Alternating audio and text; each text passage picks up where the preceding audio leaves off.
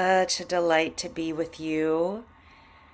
It made sense to me to begin today just singing the piece from our Torah portion this week in Balak that is selected by the rabbis for entering into a Jewish communal spiritual space when we walk into a synagogue or a shul.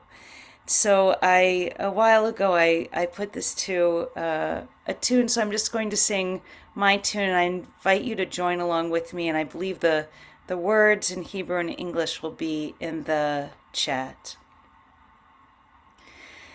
Ma tovu ohalecha Yaakov mishkenotecha Yisrael. Ma tovu ohalecha Yaakov mishkenotecha Yisrael. How lovely are your tents, O Jacob, your dwelling spaces, Israel. How lovely are your tents, O Jacob, your dwelling spaces, Yisrael. Matovu, indeed, how good, how beautiful, how whole it is to be in community with others. I'm really delighted to be able to start the week this way, thinking about the Parsha. And I noticed something that I hadn't noticed before, so I wanted to share it with you as hopefully building towards an intention for our practice. What I noticed is that in both this week's Torah portion and last week's Torah portion, there's a moment of incredible frustration where things are just not going the way that I want them to go. I want this and I'm getting that. And in both instances, there's a surprising moment of what I'd actually call violence. Last week in Parshat Chukat, Moses is annoyed by the people's complaining, and he goes to bring water out from the rock, and instead he strikes it twice. And the word there in Hebrew, I believe the source sheet's in the chat right now. We have Vayareh Moshe et Yado Vayach. Vayach. You can almost hear it, that sense of contact, And I read an amazing midrash that said that actually when Moses hit the rock, before water gushed out, blood did. The rock bled.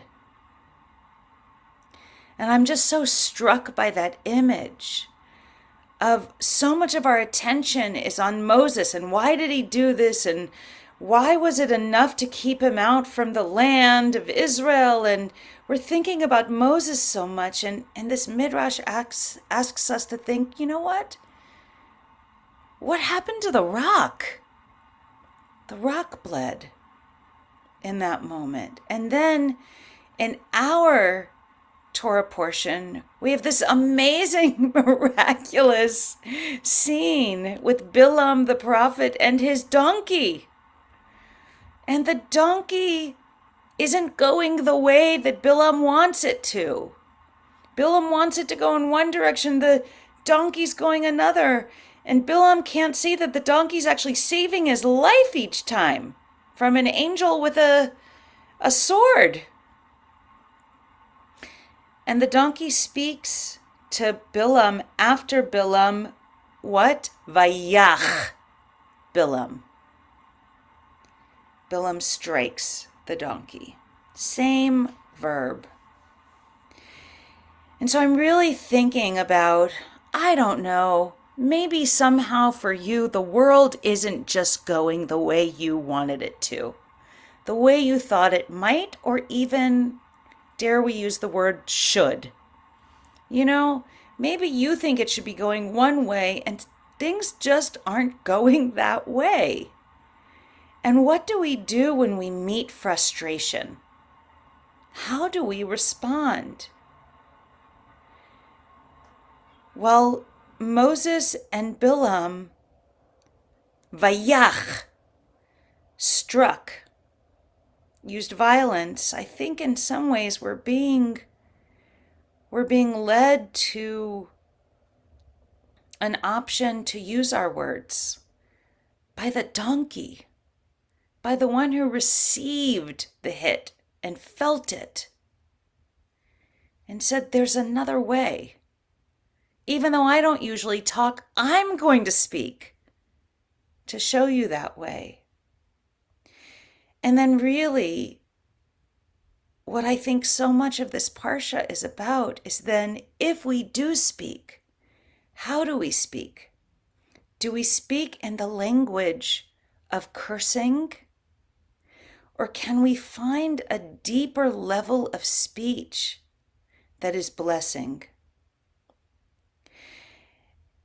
And I think this is a very, very deep teaching underneath the words, or maybe even inside the letters. Because I just want to share with you, because I can't not, once I saw it, that our Parsha is Balak.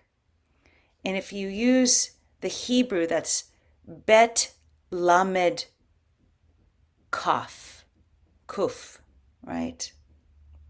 Bet Lamed Kuf are our letters of Balak, the name of the king who hires Balaam to curse the people, and he blesses instead.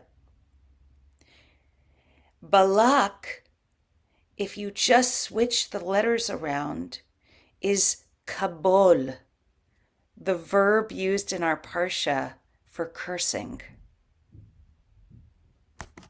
I'll put that in the chat as well. But you can see it's the same three consonants as Balak. And then, if we just move them around one more time, again without vowels, because the vowels aren't in the scroll, we get, what do we do with a bracha when it lands on us and in us? Kabel. We receive it. And so the possibilities here are to be Balak, to stand in power, and he, just like Bilam on the donkey, cannot accept things not going the way he planned. If Bilam won't curse the people from this place, let's try this place or that place. Let's just keep doing the same thing, even though it doesn't work. And instead, the Kabul is changed into the Kabbalah of bracha, of receiving bracha, of matovu. How lovely. How lovely is it when we can be together in blessing, dwelling together in a way Rashi says we are open to each other. We have openings in our dwellings, but they also leave space for privacy. How is it when we open to each other in blessing, in connection that allows for everyone to be safe and whole? It's hard. It's hard when we meet frustration and disappointment, not to just try to make it change, make it be what we want it to be, but we're going to practice. That's what we do. We're going to practice seeing what happens. So I invite you into whatever Whatever gesture of practice is right for you, if you're sitting, if you're standing, if you're lying down, if you're driving, just allow yourself to be in a posture that supports your attention and supports your ability to release, to soften, to allow whatever's happening in this moment. Your eyes may be closed, they may be open with a soft gaze. But I invite you just to notice, with the softest noticing that you're able to offer, what's true about your body right now? What's true about what the sensations of your body are telling you? Where in your body do you see some relaxation? Perhaps where in your body do you see some tightness or even pain? Where in your body might you feel flow, energy, chiyut, vitality? And are there any spaces in your body that might have some fatigue, even exhaustion? Perhaps even there's a space in your body that's fallen asleep or wishes you could. Whatever's true, I invite you to engage the intention just to be with it as it is. Not to try to move to another location or make it change or be different, but just to be with it exactly as it is. In a sense, le kabel, to receive it as it is.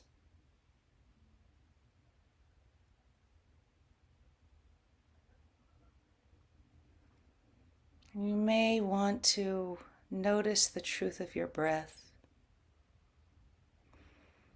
If noticing your breath is difficult, then stay with other sensations in your body.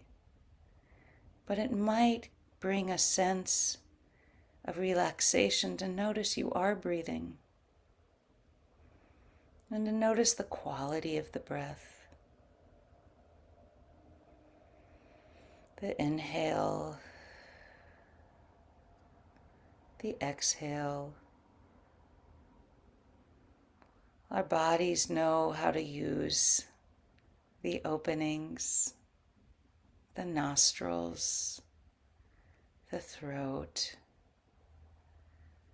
the chest, the belly, the mouth.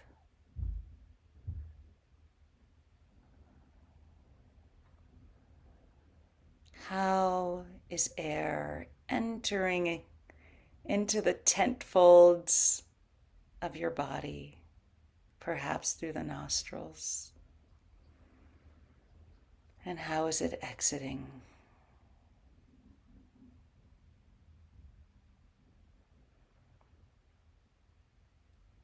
We'll take just a moment or two to keep our attention on the sensations of our body, whether that is through noticing the cycle of the breath, or whether that is through noticing the sensations rising up and falling away in another part of the body. I'll invite you just to choose which focal point you'd like to anchor your practice in. Perhaps it's the sensations of the body, or more specifically, the cycle of the breath. Once you choose, just allow yourself to notice in this present moment what is true. And if that truth is pleasant, to delight in it. And if that truth is difficult, to meet it, to receive it, to be with it. And to change with it as it changes. And if you get distracted, as one does, I invite you just to bring your attention back to the anchor for our practice. Matovu Oalecha Yaakov, Mishkenotecha Yisrael. How good are the tents of our bodies, Jacob. How beautiful these dwelling spaces we get to live in together, Israel. We'll practice.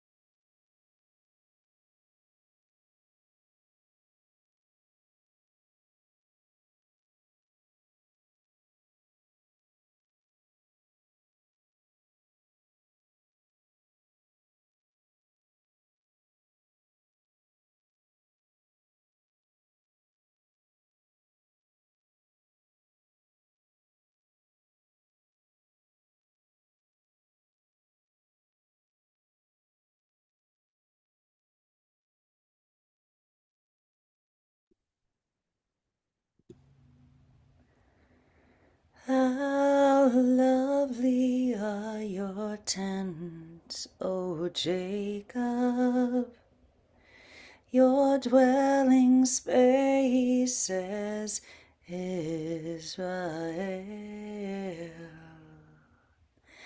Ma tovu ohalecha Yaakov, Mishkenotecha Yisrael.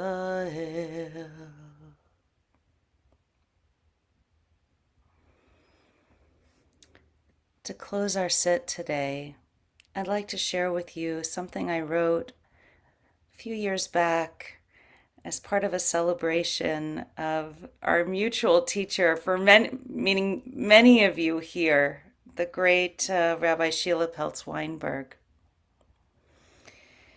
It is really such a simple story. We begin in fear, and our eyes beg, not for our own blessing, but for another's curse. We plot and plan for our safety, the others fall, and set up our strategies, enlist others in our intrigues. But nothing goes as planned.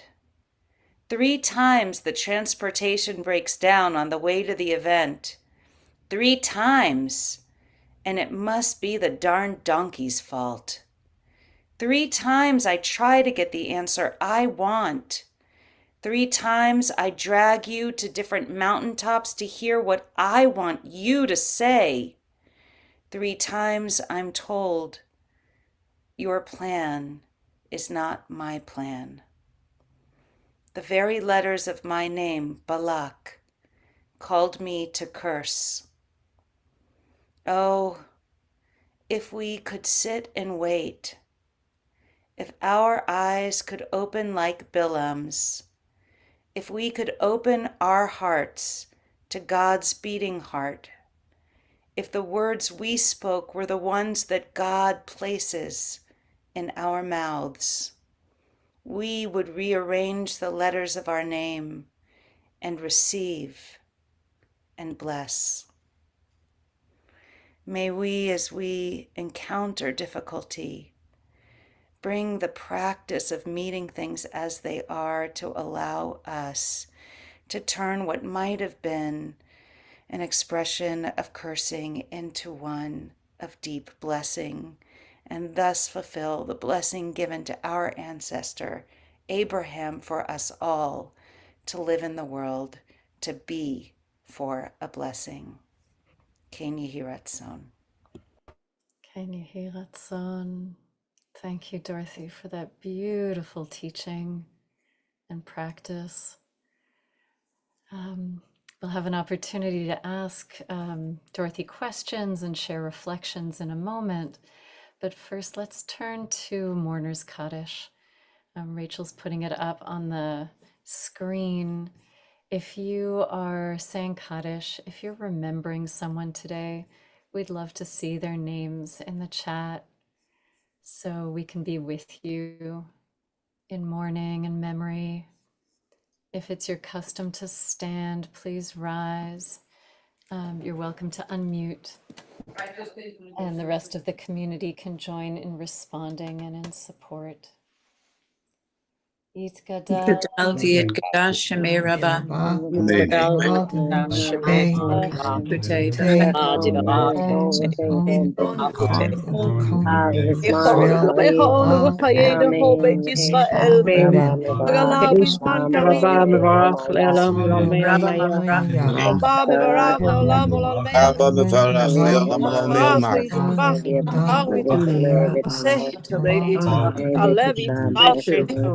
Ela min komi kata irata yakata bishirata amiranta vanessa da amiran belma Rabban Hey shalama raba Israel Shemaya Maleno Ma Velkama Ia Fa'el Shalom Amen Shema Maleno Vel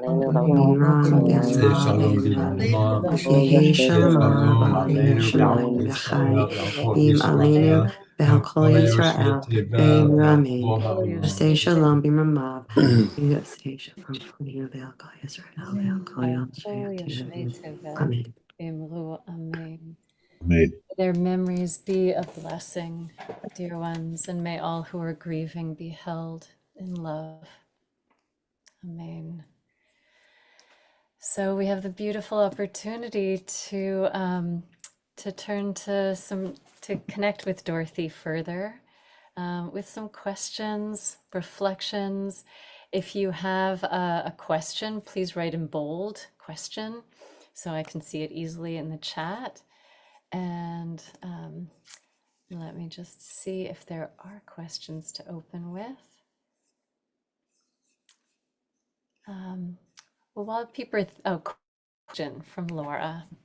I appreciate how it's possible to meet frustration to transform cursing to blessing in one's personal sphere. Might you offer guidance as to how to apply this to frustrations regarding global or national issues?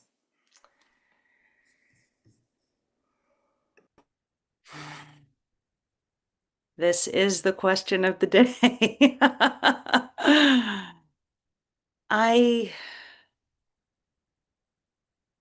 I really think that they're not separate. I don't know. I only have one body to experience both the things that are on my personal level and are on a larger level. And so I think that in some ways they're quite similar, if not exactly the same, really, which is, I do think that especially when a disappointment comes, something you were hoping to avoid and it didn't get avoided, that still the first step is just to actually be with that truth, right? And not either try to deny it or spend energy, oh, if it could be different, you know. I think that meeting the truth of the disappointment, and disappointment might be a really light word for the actual experience, right? The frustration, the demoralization. I think that that is a first step. And in my own experience and with my own intentions, meeting it is a way to both be with it and calm my own system, but it's also a way of hopefully more energetically and strategically meeting the moment the way that I want to, both in my personal sphere and in my communal or national sphere. So the idea is that the practice, you know, doesn't really end on the cushion. It allows me to take those next steps, which may and probably do end up engaging all the spheres of my life, making that commitment, as I saw someone so beautifully stated in the chat, to meet everyone, you know, with loving kindness, right? In my own day, in my own personal sphere. Even, you know, I was in traffic the other day and it was so frustrating. I was in this one lane where everybody, it wasn't moving at all for 10 minutes because people kept breaking in front of us, you know, and I was so annoyed. And yet, in some ways, the same practice that allows me to just figure out what my options are in that moment are the same ones that allow me to figure out what my strategic options are for larger structural issues that are real and can't be waved away. Beautiful. A number of people have written in the chat about that quality, those mentions of acceptance, of receiving, of being with what is. And I want to sort of partner that line with a question that Esther Sadie put in. Thank you for this beautiful teaching. If and or when is it healing to not be with what is? I'm reflecting about this from a trauma-informed perspective. So I wonder if you can talk about that tension and balance. Absolutely. And thank you for the question. I have two things I want to maybe offer here. One is from the, trauma-informed practice piece, which is if there's a part of your experience which is overwhelming, which is not allowing you to practice, which is painful beyond what you can hold while you are trying to direct your attention, then it makes sense not to fully leave your experience, right? But to change your focus to a different part of your experience. So, for example, open your eyes, find something pleasant in your sphere. It's still true with whatever else that is happening that I can see a tree, and that tree feels grounding and anchoring and lovely to me. Or I can be with a part of my experience that is feeling pleasant. I can move my attention to something or someone who is in my room. So if I have a pet in my room that brings me joy or a painting, um, I can bring my attention there. And if there's nothing in that space that brings that to you, then the imagination is a wonderful tool to connect to someone or to some place that brings you a feeling of great ease, calm, comfort, safety. And that can be a wonderful way to still, in a sense, be with what is. All of those things are true, right? And yet it's bringing the attention to something that can soothe whatever was touched off, that was not, that one was not able to hold at the same time as practice. The other thing I want to say about not being with what is, and I think this is crucial, is that I think the imagination is wonderful for imagining not what is, but where we want to go and what we want to happen. And that's not what was happening with Balak or Bilam. They had one thing, right? But sometimes when we meet that stone in the road, right? That intransigent, untraversable obstacle, it also allows us, once we receive the truth of that situation, to dream about what we want to work towards. And I think that's a very, very important part of this. And I feel that part of what happens in practice for me when my mind does wander, sometimes it wanders into the territory of imagination, which I bring it back from, but when I'm not in practice, I can encourage what is the world I want to live in, and how do what actions can I take to get me closer to that reality? So moving what you've been highlighting for us.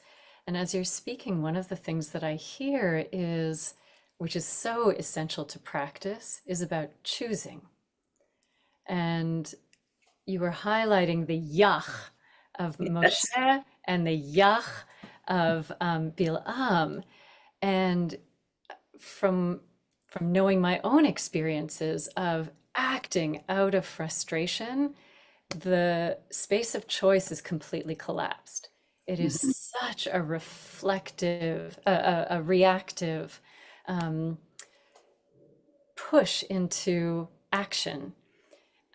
And what you were just describing is, we know this in practice, and it's really worth saying explicitly that when we practice, we create the space to choose.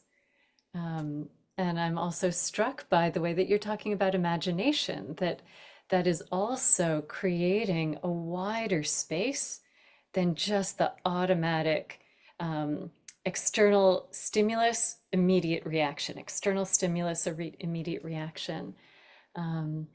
So I'm so grateful for you talking about creativity and imagination as well, to dream more than what this particular moment may hold. I think that's really how I understand practice, but I want to be clear, that's how I think that's what Torah allows. Mm, As you think, oh, these are just words, this is just a story. But Torah somehow has all of these levels and spaces that you can continue to open it up. mm, And there's just more there. And I think that is my experience of practice as well. I come to the cushion and I'm, like I'm in one place and if I can just be with, I have more options and I have more spaciousness internally to understand and engage those options in the way that I would want. beautiful. Um, I see we have just a few more minutes. Um, I'm curious if you would say a little bit about, because I know that song and prayer is such a key part of your practice. You began and ended with singing the words of blessing that Bilam can't help but bring through his mouth and his being. Can you talk a little bit about your practice of song and prayer? Where does that fit into this dynamic? Thank you from a fellow singing, praying, composing being. Um, I saw someone put in the chat, music also does this for us. And it's always been my own experience that I can say things, I can reach for things, I can communicate things, and I can understand things that I can't do speaking. That song allows, again, it just engages the space differently. And I also find that in the way that silence is an invitation to my soul, so can music be, especially, not only especially, but also when it's combined with words of liturgy, of prayer. Mm, So it always feels to me like an invitation. I tend to want to begin with song because I feel like it's a way of saying, let's bring all of us here. Let's let's open out. This is not a normal meeting on Zoom. So let's mhm, be somewhere else. Let's bring all that we can. mm. And there have been a few comments about the whole range of creative practice, dance, music, art making. Um, and there's one other, when engaging in music, the entire brain lights up. All nerve endings awaken versus speaking only certain parts, much less of the brain light up. That's really worth acknowledging. There was one other question. We have 1 minute. This might be too big a question, and I'm just trying to find where it went. Um, I'm not seeing it at the moment. Oh, okay, Fran wrote, I wonder about the story from the perspective of survival of the Israelites versus the wish for destruction. There's a Mm. big question, and we're actually at time, but I just want to bring it into the space. How does the message for today align with the part of the story that seems to be about survival versus destruction, according to what God wills? I don't know if you have a I'll do a one, on one foot thing that I really feel like so much about this again is the alchemy of being in a place of curse and finding blessing. Mm, Sometimes it's easy, sometimes it's really not easy, but in this spaciousness, I think that's what we're called to find to do. And sometimes part of that acknowledgement is my own role in it. Because mm, the cursing is this outward, it's your fault. And if you would just do what you're supposed to do, my life would be easier and better. Right. And finding the truth that actually might have some difficult pieces for me to have to acknowledge in is part of the blessing and mm. part of the healing. Um, that's what I tell myself anyway.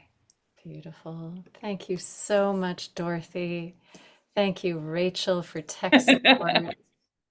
And thank you, everyone, for being here. We hope you'll come back again soon. Many blessings and good care for everyone.